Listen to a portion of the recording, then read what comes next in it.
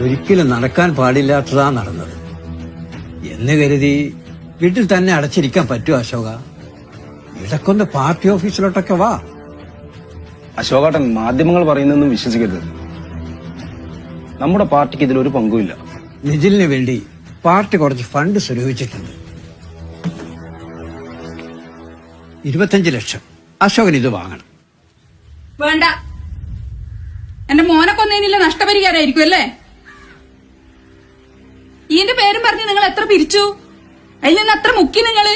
അനാവശ്യം പറയരുത് സുമേ. എന്റെ ഉമ്മർത്തിരുന്നതിന് അധികം വർത്താനം പറഞ്ഞാല് ഞാൻ ചൂലെടുക്കും സഖാവേ.